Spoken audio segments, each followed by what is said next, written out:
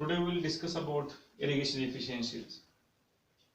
So irrigation efficiency is one of the very important criteria to decide how efficiently we are utilizing the irrigation water.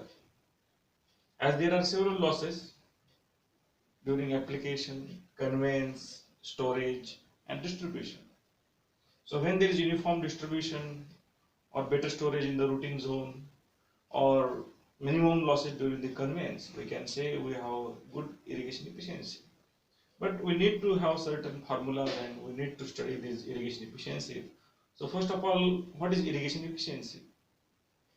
Irrigation efficiency is the ratio of water transpired by the plants evaporated from the soil, including water needed for nursery and land preparation.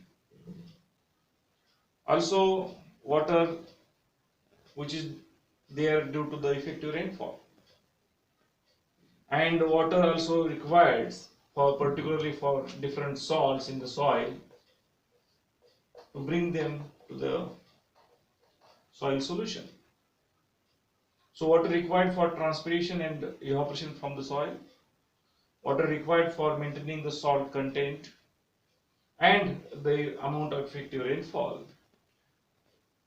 The ratio of these three to the water delivered from the pump or water stored for the irrigation or water pumped for the irrigation from the source. Source means any tank, any lake, we can call it as a source.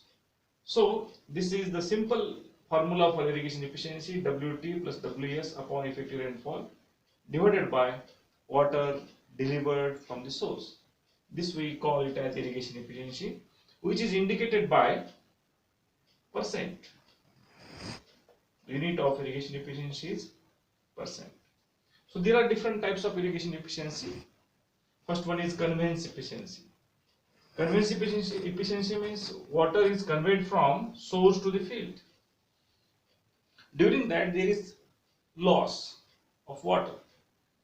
So this is again a ratio of water delivered to the field divided by water delivered from the source into 100.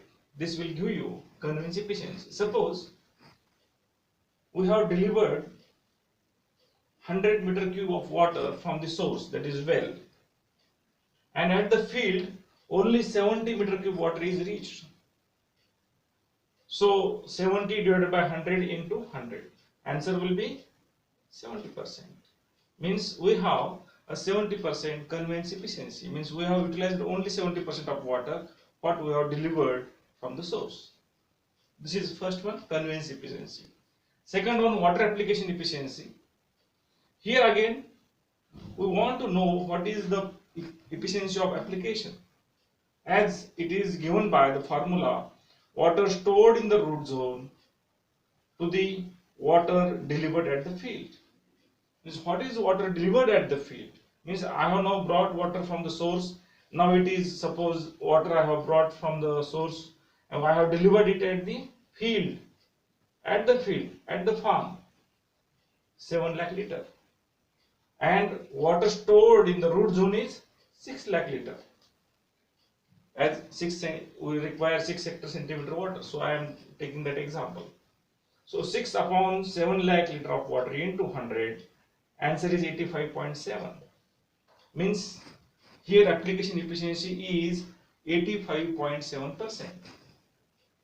Third one is water storage efficiency. Here again there is a ratio of water stored in the root zone to the water needed in the root zone. Means we have stored water 6 lakh liter, but we require 7 lakh liter of water in the root zone. Means we require more. So efficiency is given by the formula water stored in the root zone to the water needed in the root zone into 100. Suppose again here I have taken the same figures like application efficiency, so answer will be 85.7% storage efficiency. Last one is water distribution efficiency. It is somewhat different from the others. where always our point is to distribute the water in the root zone uniformly. Means suppose our desired depth is 6 centimeter, we want to store the water at the 6 centimeter depth, but it doesn't happen in the field actually.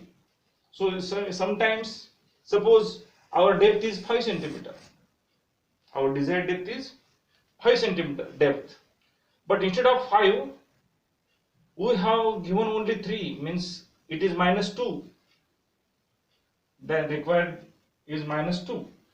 Again we have given, we want 5 but sometimes we get 7 at some point, means we have get it more, means +2.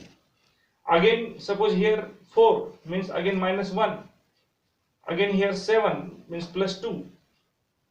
Again here 3.5, means difference is of -1.5.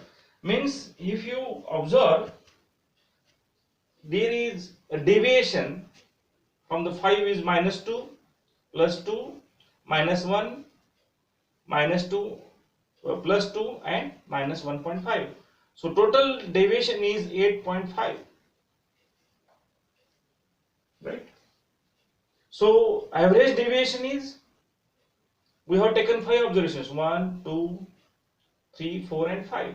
So average deviation we get it from 8.5 upon 5, means average deviation is 1.7 mm, whereas our average depth is 5.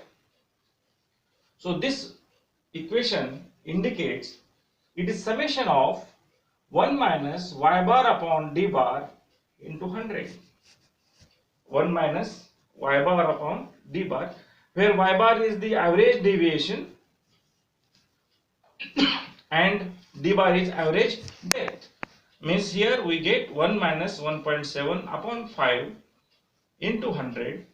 1.7 is average deviation and 5 is average depth. So we get the figure 34 here, 0.34, 1 minus 1.7 into upon 5 into 100, 0.34, 1 minus 0.34 is 0.66 into 100 is 66. So answer is 66%.